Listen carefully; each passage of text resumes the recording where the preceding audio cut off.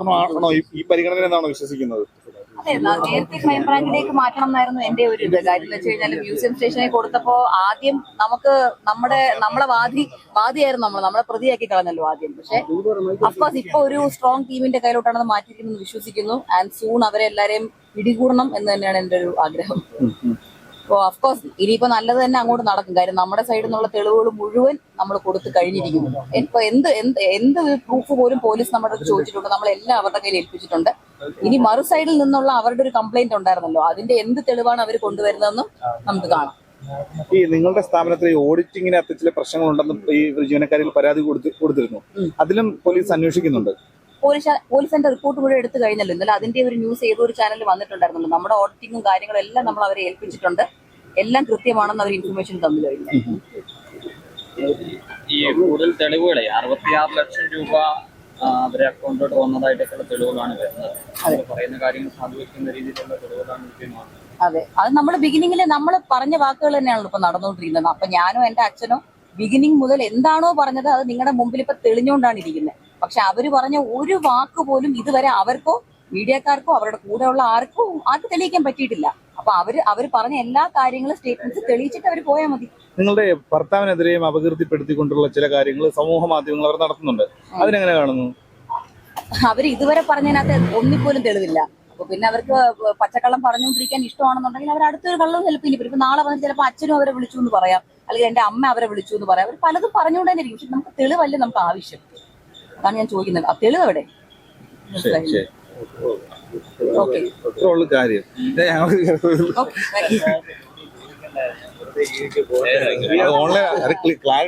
ഇതൊരു സെൻസേഷണലായ കേസാണ്. പക്ഷേ സാർ തന്നെ പല കേസുകളിലും പറഞ്ഞിട്ടുള്ളത് പോലീസ് അന്വേഷിച്ചാൽ നടപടിയാകില്ല, ക്രൈംബ്രാഞ്ചിന് വിടണമെന്ന്. അങ്ങനെ ഒരുപാട് കേസുകൾ ഉണ്ടായിട്ടുണ്ട്. പക്ഷെ അതൊക്കെ ചിലപ്പോൾ ജില്ലാ ക്രൈംബ്രാഞ്ചിനെ വിടുകയാണ്, അത്രയും വിവാദമാകുമ്പോൾ. പക്ഷെ ഇവിടെ നേരെ സംസ്ഥാന ക്രൈംബ്രാഞ്ചിന് തന്നെയാണ് വിട്ടിരിക്കുന്നത്.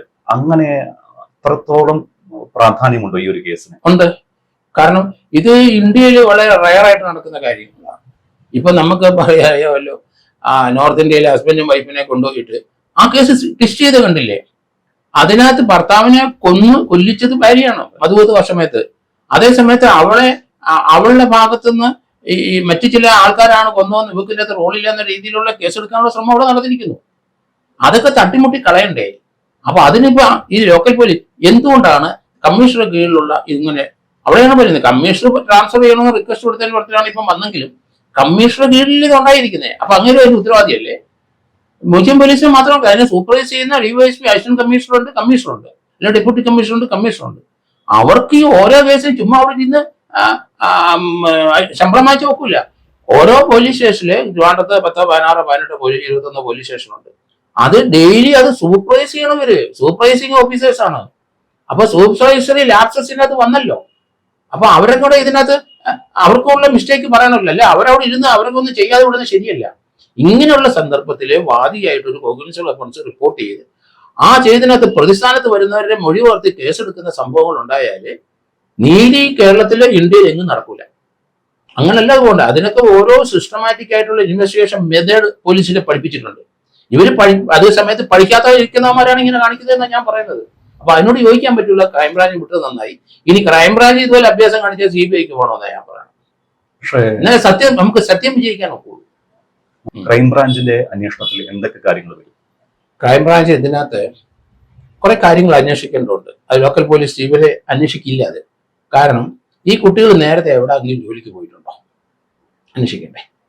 ഇവരിവിടെ വന്ന ഉടനെ അവര് മറ്റേ കോഡിനകത്ത് കയറി അത് ചെറിയ മോഡിഫിക്കേഷൻ വരുത്തി QR കോഡ് വരുത്തിയിട്ട് അത്ര എക്സ്പെർട്ടാണ് ഇവര്. അപ്പൊ നേരത്തെ എവിടെ ആയിരുന്നു ഇവർക്ക് ജോലിയാണ്? അത് അന്വേഷിക്കണ്ടേ? അല്ലെ ഇവിടുത്തെ കാര്യം മാത്രമല്ല, ഇവരുടെ പ്രീവിയസ് കോണ്ടാക്ട് നോക്കണം. എവിടെയെങ്കിലും ജോലി ചെയ്തിട്ടുണ്ടോ? അവിടെ സമാന രീതി തട്ടിപ്പ് നടത്തിയിട്ടുണ്ടോ? ഇവർ ഇവിടെ വന്നിട്ട് അങ്ങ് തുടങ്ങുകയാണ്. എത്ര നിസ്സാര സംഖ്യയില്ല, 69 ലക്ഷം രൂപയാണ്. 3/4 കോടി രൂപയുടെ അടുത്ത് വരികയാണ്. 3 പെൺകുട്ടികളാണ് അത് എടുത്തിരിക്കുന്നത്. അപ്പൊ അവരുടെ പിന്നിൽ ആളുണ്ട്, കണ്ടെത്തണം. അത് ആ ആളിന്റെ ശക്തി കൊണ്ടാണ് കൗണ്ടർ കേസുകൾ എടുക്കാൻ കാരണം എന്നാണ് ഞാൻ പറയുന്നത്. അതുകൊണ്ട് അത് തന്നെയല്ല, അവര് ഒരു കൗണ്ടർ പറഞ്ഞല്ലോ, അവരെ തട്ടിക്കൊണ്ടുപോയെന്ന് പറഞ്ഞു. അതിന്റെ ദൃശ്യങ്ങളെല്ലാം വെളിയിൽ വന്നല്ലോ. അപ്പൊ അപ്പൊ അങ്ങനെ പറയുന്ന മോട്ടിച്ചത് മാത്രമല്ല, അപ്പൊ അതിനുശേഷം അടുത്ത നമ്പറിലോട്ട് മറ്റേ മുതലാളിയെ കുരുക്കാനായിട്ട് അടുത്ത നമ്പർ ഇറക്കുകയാണ്. ഇതൊക്കെ എവിടുന്ന് പഠിച്ചു? അതൊക്കെ അംഗീകരിക്കാൻ പറ്റുമോ മ്യൂസിയം പോലീസിന്? അതൊക്കെ എന്തുകൊണ്ടാണ് അവർ അംഗീകരിക്കുന്നത്? അവർക്ക് പിന്നെ പറയും, കള്ളന്മാരെല്ലാം പറയും ഞാനല്ലേ സാറേ എടുത്തത്, കള്ളന്മാരെല്ലാം പറയുന്ന ഞങ്ങളല്ലേ സാറേ, കൊന്നിട്ട് പറയും ഞാനല്ല വന്ന് മറ്റോ തങ്കപ്പനാ കൊന്നെന്നൊക്കെ പറയും. അതൊക്കെ കേൾക്കാതിരിക്കുന്നവരാണ്. സത്യസന്ധമായിട്ട് അന്വേഷിക്കുമ്പോൾ കറക്റ്റ് ട്രാക്ക് ആണെങ്കിൽ നമുക്ക് യഥാർത്ഥ പ്രതികൾ ആരാണെന്ന് അറിയാം. അതിനു പകരം പ്രതികളെ സംരക്ഷിക്കുന്ന രീതിയിൽ ബ്ലോക്ക് ചെയ്യുന്ന രീതിയിൽ പരാതിക്കാരൻ ഭീതിപ്പെട്ട് ഓടുന്ന അവസ്ഥയിൽ അയാൾ മുൻകൂർ ജാമ്യത്തിന് ഓടുകയല്ലേ. അപ്പൊ അങ്ങനെ ആരെങ്കിലും പരാതി കൊടുക്കണോ? അതിനൊരു പോലീസ് സംവിധാനമാണോ ഇവിടെ ഉള്ളത്? നമ്മൾ പരാതി കൊടുക്കത്തില്ല. ഇങ്ങനെ പല സ്ഥലത്താകുമ്പോൾ ആൾക്കാർ പരാതിക്കേ വരത്തില്ല, കാരണം നീതി കിട്ടില്ലെന്നറിയാം. അതുകൊണ്ട് മുഖ്യമന്ത്രി ഓഫീസ് കൃത്യമായിട്ട് ഇടപെട്ടെന്നാണ് ഞാൻ മനസ്സിലാക്കിയത്. അതുകൊണ്ടാണ് ജില്ലാ ക്രൈംബ്രാഞ്ചിന് കൊടുക്കാതെ, അത് ഞാൻ നേരത്തെ പോലെ പറയുന്നത്, ഈ ക്രൈംബ്രാഞ്ച് എന്ന് പറഞ്ഞ സ്റ്റേറ്റ് ക്രൈംബ്രാഞ്ചേ ഉള്ളൂ. ഈ ജില്ലാ ക്രൈംബ്രാഞ്ച് ഒരു തട്ടിപ്പാണ്. അത് അവിടുത്തെ SP മാരും അവിടുത്തെ DIG മാരും അത് ക്രൈംബ്രാഞ്ചിന് വിട്ടുന്ന് യവന്മാരൊക്കെ വിളിച്ചു പറയുന്നത് വളരെ പുച്ഛത്തോടെ മാത്രമേ എനിക്കത് കാണാൻ പറ്റും. അങ്ങനെ പൊതുജനങ്ങളെ പറ്റിക്കരുത്. പൊതുജനങ്ങളുടെ അടുത്ത് കൃത്യം പറയണം, ജില്ലാ ക്രൈംബ്രാഞ്ച് എന്നൊരു ക്രൈംബ്രാഞ്ച് ഇല്ല. ക്രൈം ഡിറ്റാച്ച്മെന്റ് എന്ന് പറഞ്ഞാൽ അവരുടെ ഒരു DYSP ഇതാണ്. ഇതൊക്കെ എന്തിനാ ഇങ്ങനെ പറയുന്നത് എനിക്ക് മനസ്സിലായി. ആരാണ് ഇത് തൊടുത്തു വിട്ടതെന്ന് ഞാൻ ചോദിക്കുന്നത്. അത് ആദ്യം ബാൻ ചെയ്യണം. ജില്ലാ ക്രൈംബ്രാഞ്ച് ആദ്യം ആ പൊസിഷനല്ല ബാൻ ചെയ്യല്ലേ. അത് എല്ലാവരും തെറ്റ്. ക്രൈംബ്രാഞ്ചിൽ വിട്ടുന്ന ചില ആൾക്കാർ സന്തോഷത്തോടെ ക്രൈംബ്രാഞ്ച് അല്ല. Crime branch crime investigation department CBCID എന്നാണ് പറയുന്നത്. അവിടെയാണ് അയക്കുന്നത്. അതാണ് സ്റ്റേറ്റ് ക്രൈംബ്രാഞ്ച്.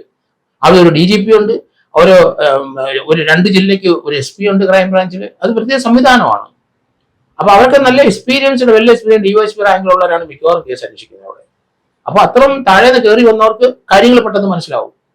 അതിനു പകരം ജില്ലാ ക്രൈംബ്രാഞ്ച് എന്ന് പറഞ്ഞാൽ അത് ആദ്യം ബാൻ ചെയ്യണമെന്നാണ് മുഖ്യമന്ത്രി ഓഫീസ് ശ്രദ്ധിക്കണം. അത് മേലെ അങ്ങനെ പറയരുത്. പോലീസ് മനുഷ്യനെ പറ്റിക്കുകയാണ് എത്ര നാളുകൊണ്ട്. പലരും എന്നെ കാണുമ്പോൾ പറയും സാറേ ക്രൈംബ്രാഞ്ചിന് വിട്ടു. ഞാൻ പറയും ഏത് ക്രൈംബ്രാഞ്ച്, എവിടെ ഓഫീസ്? അതൊക്കെ ചോദിക്കുമ്പോഴാണ് കമ്മീഷൻ ഓഫീസിൽ തന്നെ അപ്പുറത്തൊരു മുറി ഇരിക്കുന്ന ആളാണ് ഈ ജില്ലാ ക്രൈംബ്രാഞ്ച്. അത് പറ്റിക്കുന്നത് ശരിയല്ല. അത് ഇനിയെങ്കിലും ഇത് ശ്രദ്ധിക്കുന്നവര് DGP ആയാലും ശരി, ഹോം ഡിപ്പാർട്ട്മെന്റ് അത് മാറ്റണം. ജില്ലാ ക്രൈംബ്രാഞ്ചിനെ പ്രയോഗിക്കരുത്. ഇത് ആരാണ് ഇത് ഇറക്കിയതെന്ന് കണ്ടുപിടിക്കണം. ഇങ്ങനെ മനുഷ്യനെ പറ്റിക്കുന്നത് നല്ലതല്ല. ഓക്കെ, ഒപ്പം ചോദിക്കാനുള്ളത്, സാധാരണഗതിയിൽ ഏത് തരത്തിലുള്ള കേസുകളാണ് ഈ ക്രൈംബ്രാഞ്ചിന് വിടുക? ക്രൈംബ്രാഞ്ചിന് ഒബ്സ്ക്യൂർ ആയ കേസുകളാണ് സാധാരണഗതിയിൽ. ലോക്കൽ പോലീസ് അന്വേഷിച്ചിട്ട് എത്താതിരിക്കുന്ന സന്ദർഭത്തിലാണ് ക്രൈംബ്രാഞ്ച് വരുന്നത്. അങ്ങനെ അത് സർക്കാർ നിശ്ചയിക്കാം. ഒരു ജില്ലയിലെ ഒരു പോലീസ് മേധാവിക്ക് അല്ലെങ്കിൽ ADGPക്ക് അല്ലെങ്കിൽ ലോ ആൻഡ് ഓർഡറിലെ ADGPമാർക്ക് അത് നിശ്ചയിക്കാം. അത് ഇത്രയും ദിവസമായിട്ട് ലോക്കൽ പോലീസ് അന്വേഷിച്ചിട്ട് ഇതുവരെ തെളിഞ്ഞില്ല, അതുകൊണ്ട് ഇത് കുറച്ചുകൂടെ, കാരണം ലോക്കലിലെ പോലീസ് അന്വേഷിക്കുമ്പോൾ ലോ ആൻഡ് ഓർഡർ മറ്റു പ്രശ്നങ്ങളൊക്കെ ഒത്തിരി ഉണ്ട്, അവർക്ക് കോൺസെൻട്രേറ്റ് ചെയ്യാം. ക്രൈംബ്രാഞ്ച് എന്ന ഈ കേസ് കൃത്യമായിട്ട് എത്ര ദിവസം വേണം കണ്ടിന്യൂസ് ആയിട്ട് അത് പ്രോഗ്രസ് ചെയ്തുകൊണ്ടിരിക്കാൻ പറ്റും. ഇപ്പം തന്നെ അതിന് ഓരോ ഡിസ്കസ്, നമുക്ക് ഓരോ കേസിന്റെ സ്വഭാവം കാണാൻ മനസ്സിലാവും. ഇങ്ങനെ തെളിയാതെ വരുന്ന മർഡർ കേസുകളൊക്കെ ഒരു ക്ലൂ ഇല്ല, 1 മാസം 2 മാസം അന്വേഷിച്ചു കഴിഞ്ഞാൽ പിന്നെ അവർക്ക് പ്രോഗ്രസ് ഇല്ല, അന്നേരം ക്രൈംബ്രാഞ്ചിന് കൊടുക്കും. ഇപ്പം തന്നെ ഹൈക്കോടതി കഴിഞ്ഞ ദിവസം ഒരു CBIക്ക് ഒരു കേസ് ട്രാൻസ്ഫർ ചെയ്തു. ലോക്കൽ പോലീസിന്റെ ഇരിക്കുന്ന കേസാണ്, പെട്ടെന്ന് അങ്ങ് CBIക്ക് ട്രാൻസ്ഫർ ചെയ്യും. അപ്പൊ ഞാൻ നോക്കിയപ്പോൾ അതിനൊരു ഗ്രൗണ്ട് ഉണ്ട്. ഹൈക്കോടതി പറഞ്ഞത് പയ്യനെ കാണാതെ പോയി. അപ്പം കേസ് കൊടുത്തു, ചങ്ങരംകുളം പോലീസ് സ്റ്റേഷൻ കേസ് കൊടുത്തു. കേസ് കൊടുത്തിട്ട് 2 മാസമായിട്ട് ഒരു വിവരമില്ല. അവസാനം കംപ്ലൈന്റ് ആയി കഴിഞ്ഞപ്പം പോലീസ് ഒന്നുകൂടെ ഉണർവോടെ അന്വേഷിച്ചപ്പം ഈ പയ്യനെ UK ജോലിക്ക് പോയതാണ്. UK ജോലിക്ക് പോയിട്ട് വിളിച്ചുകൊണ്ടിരുന്ന വീട്ടില് 5-6 മാസം കഴിഞ്ഞ വിളി നിന്നു. അത് കഴിഞ്ഞ് ഇവര് വിഷമിച്ചിരിക്കുമ്പോൾ ഒരു വിളി വന്നു. അത് നേപ്പാളിൽ നിന്ന് വന്നു. അത് ഇവിടുത്തെ ലോക്കൽ പോലീസ് അന്വേഷിക്കാൻ പറ്റും. നേപ്പാളിൽ നിന്ന് വന്നു കഴിഞ്ഞിട്ട് അത് ഇപ്പം എന്തായാലും ആ ലോക്കൽ പോലീസ് ചങ്ങരംകുളം പോലീസ് ആണെന്ന് തോന്നുന്നു. അവര് കുറച്ച് അവിടുത്തെ DYSP ആരും ഇടപെട്ടിട്ട് നേപ്പാളിൽ നിന്ന് എങ്ങോട്ട് പോയി. കുറച്ച് ദിവസം കഴിഞ്ഞപ്പോൾ അയാൾ ഹൈദരാബാദിൽ വന്നിട്ടുണ്ട്. അവിടുന്ന് അയാളുടെ മൊബൈൽ വെച്ചിരിക്കുന്ന ആര്, അവിടുന്ന് പിന്നീട് അടുത്ത് ബംഗാളിൽ വന്നിരിക്കുന്നു, കൽക്കട്ടയിൽ ഒരു ഫോൺ വന്നിരിക്കും, പിന്നെയില്ല. ഇത് ലോക്കൽ പോലീസ് അന്വേഷിക്കാൻ പറ്റുമോ? ഇത് ക്രൈംബ്രാഞ്ചിന് അന്വേഷിക്കാൻ പറ്റുമോ? ക്രൈംബ്രാഞ്ച് സ്റ്റേറ്റിലേ ഉള്ളൂ. ഹൈക്കോടതി കൃത്യം ഇടപെട്ടു, CBIക്ക് കൊടുത്തു. അതല്ല. അപ്പൊ അങ്ങനെയാണ് നമ്മൾ മാനദണ്ഡം, ഞാൻ ഇത് പറയാൻ കാരണം അതിന്റെ മാനദണ്ഡം നിശ്ചയിക്കുന്നത് അങ്ങനെയാണ്. അത് ഓരോന്നിനും അത് ഹൈക്കോടതിക്ക് അറിയാം, സീനിയർ ഓഫീസേഴ്സിനും അറിയാതെ. അല്ലാതെ ഇവിടെ പെട്ടെന്ന് ക്രൈംബ്രാഞ്ച് വിട്ടത് നന്നായി. കാരണം ലോക്കൽ പോലീസിന്റെ ജില്ലാ ക്രൈംബ്രാഞ്ചുകാരനാണെങ്കിൽ ഇവരെ സപ്പോർട്ട് ചെയ്ത് എഴുതുള്ളൂ എന്നാണ് ഞാൻ പറയുന്നത്. അതുകൊണ്ട് വിട്ടത് വളരെ നന്നായി.